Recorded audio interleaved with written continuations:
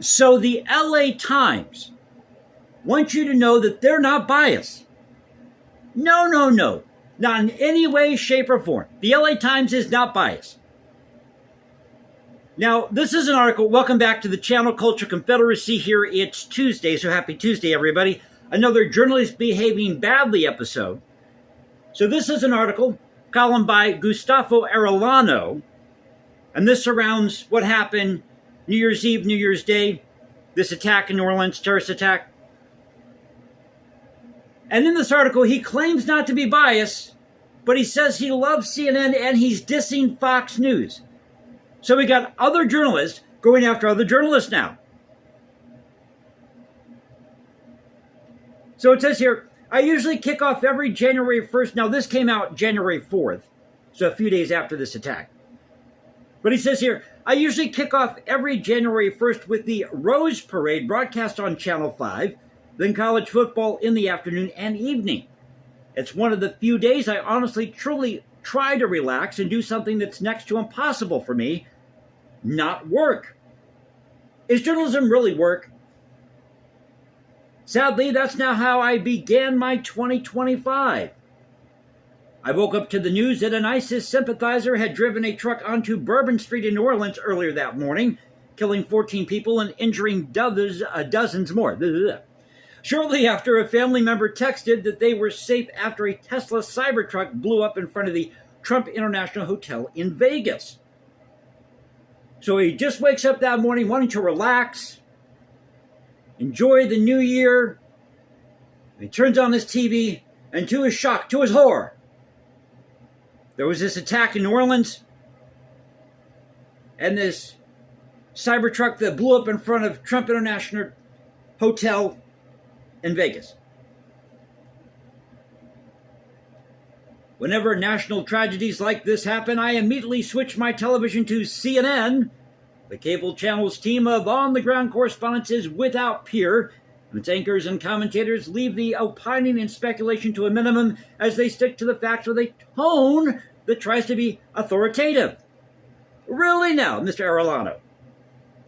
Remember the CNN journalist during the 2020 riots who was saying they were mostly peaceful riots as buildings were burning behind him?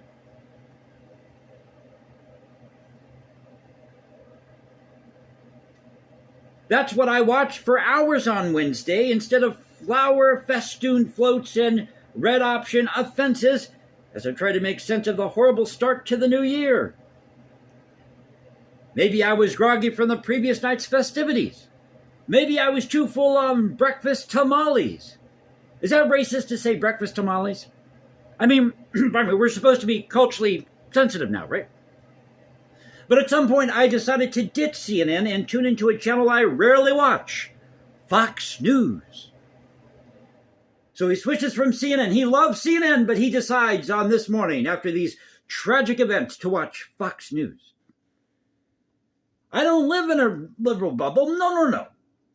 I listen to Ben Shapiro and Representative Dan Crenshaw's podcast when I can, receive dozens of conservative newsletters ranging from libertarian to white nationalist.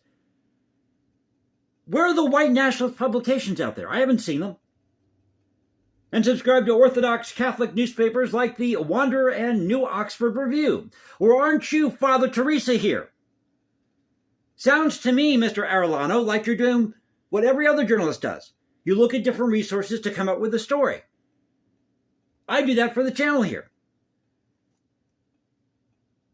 Right-leaning friends love to debate me because they know I'm not a knee-jerk ideologue. I have tracked the rise of Trump-loving Latinos in this column, he calls it column, not a column, it's a column, for years and have long warned liberals they ignore and ridicule Republicans at their own peril. A well-informed American listens to all views and makes up their mind while always following the newspaper adage that if your mom tells you she loves you, go check it out. Well, what type of mother is she? That's why Fox News has always been a bridge too far for me. It's a bridge too far for him now. A parade of demagogic hosts through the years, Lou Dobbs, Sean Hannity, Laura Ingraham, Tucker Carlson, and Bill O'Reilly, being among the most notorious, has corroded public discourse like rust eating through a sink. Mr. Arellano, should I remind you of hands up, don't shoot? Or what they said about, I don't know, January 6th? That it was an insurrection? We find out now there was a lot more to the story. But he doesn't care for rants and slants. That's why I rarely watch MSNBC. Let me take a sip of my coffee here. Getting a little long-winded. Besides, my viewing habits have always been resolutely local. Channel 5 in the morning, KCAL TV Channel 9's nightly 3-hour news block, then the 11 p.m. half-hour newscast on KNBC TV Channel 4. This guy lives for the news. He's a journalist. He watches the news. He's in touch with the American people. He's looking out for you. I'm always willing to give things I oppose a chance. I don't regret my decision to turn on Fox News on New Year's Day because it was a sobering, necessary reminder of the fetid information ecosystem that put Donald Trump in the White House, creating a majority in both chambers of Congress and painting critics like me as the enemy.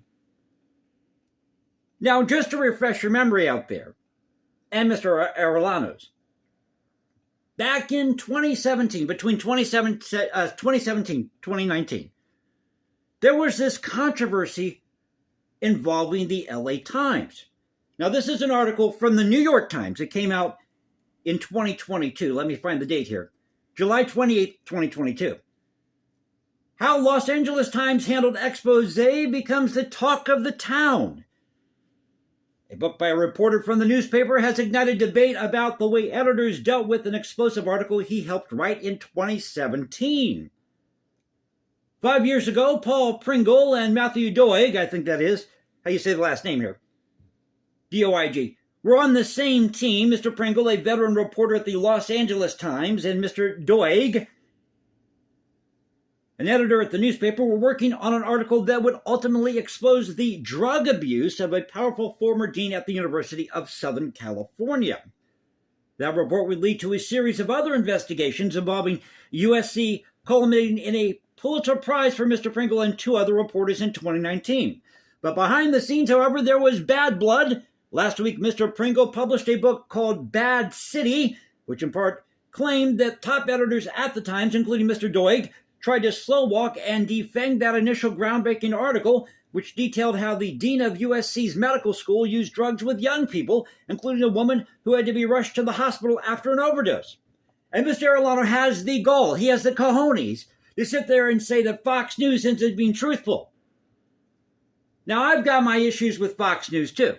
But please, Mr. Arellano, do not write an article for the LA Times claiming that you're not biased, saying that you love watching CNN, and then turn around and slam Fox News. You're talking out of both sides of your mouth here. Pardon me. Got a frog in my throat today.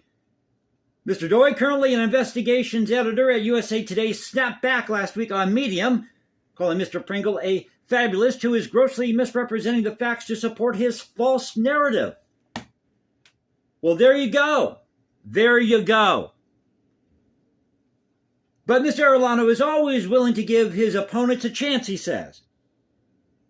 But your own paper, the LA Times, was involved in this scandal going back to 2017, or between 2017 and 2022. But Mr. Arellano says that I watched Fox News for 4 straight hours with anchors Kayleigh McEnany, a former White House secretary under Donald Trump, Tammy Bruce, and Trace Gallagher following each other. The broadcast led with segments from the scenes of the deadly attacks that told viewers what was known at the time and included footage of press conferences by the law enforcement agencies investigating the crimes. Those short bits at least offered the pretense of objectivity, the fair and balanced mantra Fox News has long insisted is its modus operandi.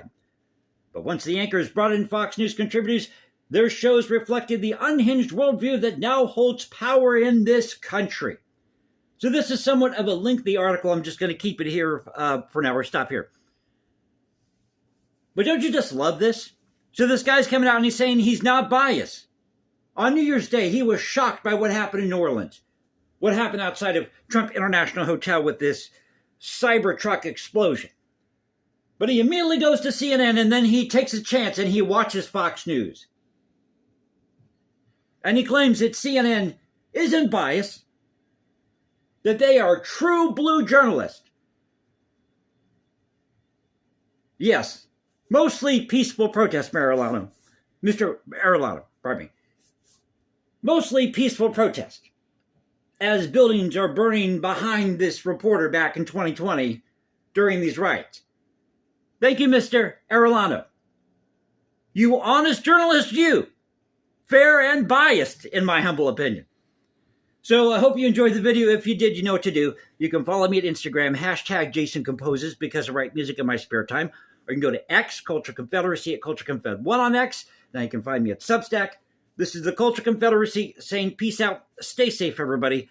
God bless this thing called the United States. I'll catch you next time. And y'all have a great Tuesday. Take care.